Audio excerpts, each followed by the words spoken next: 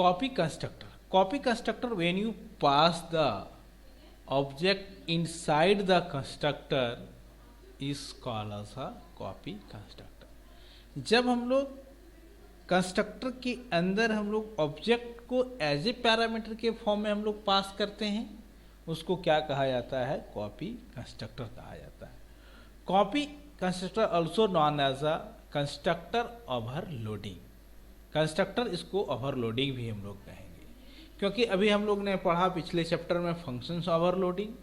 तो वहाँ पर देखिए कि हम लोग फंक्शंस का नाम क्या है? सिमिलर है. बट यहाँ पर हम लोग देखेंगे कंस्ट्रक्टर का नाम सिमिलर होगा, बट उसके अंदर हम लोग डिफरेंट पैरामीटर को पास करेंगे. तो चलो यहाँ पर देखते हैं हम लोग कि कैसे ये काम कर रहा है. इसके मैकेनिज्म को हम लोग यहाँ पर देखते हैं. तो सबसे पहले यहाँ पर एक हम लोग क्लास क्रिएट करते हैं, क्लास ABC. हम लोग ने लिया यहाँ पर वेरिएबल इंट AB. अब यहाँ पर ABC int x int y. यहाँ पर पब्लिक हम लोग नहीं डाले हैं, पब्लिक डाल लेते हैं हम लोग. पब्लिक डाल लिया. अब यहाँ पर हम लोग ने लिखे a equal to x, b equal to y. Value को इनिशियलाइज कर लिया हम लोग ने. अब ABC is P, ABC is Q. अब यहाँ पर लिखते हैं हम लोग a equal to P dot A plus Q dot A. हम लोग लिखते हैं B equal to P dot B plus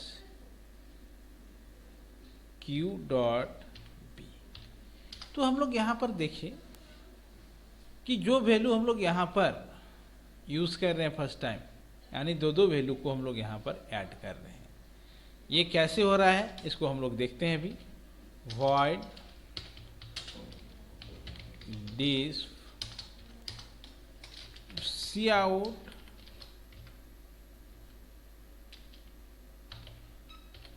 value of a equal to, यहाँ पर a लिखते हैं,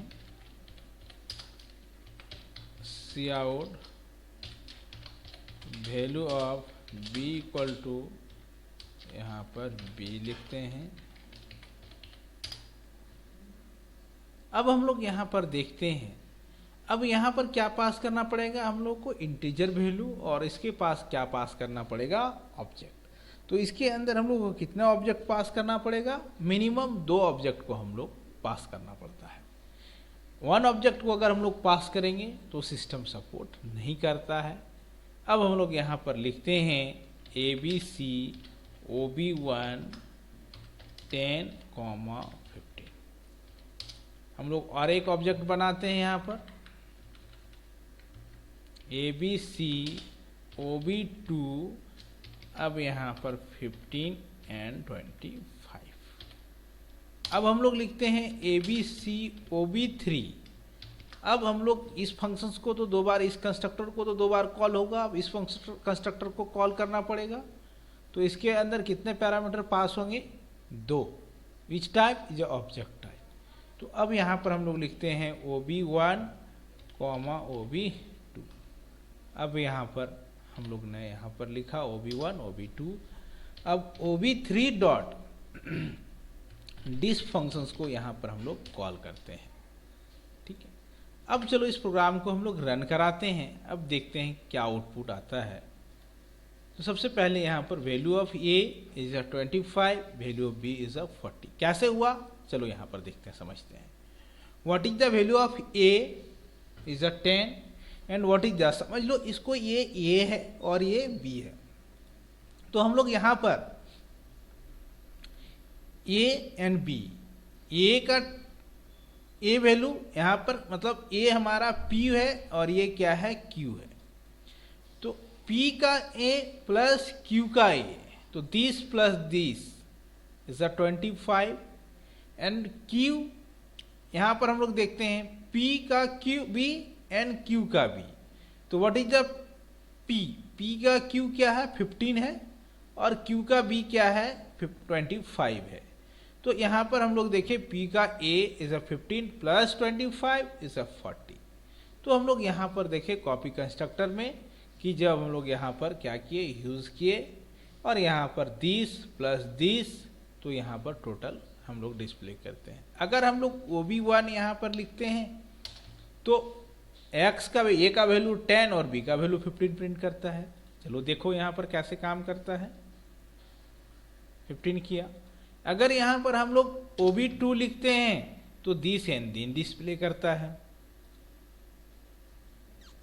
अगर हम लोग यहाँ पर OB3 डालते हैं तो दोनों को सम करके डिस्प्ले करता है। तो ये they are the advantage of copy constructor. ये कॉपी कंस्ट्रक्टर का हम लोग का एडवांटेज है जिसका यहाँ पर हम लोग यूज किए हैं।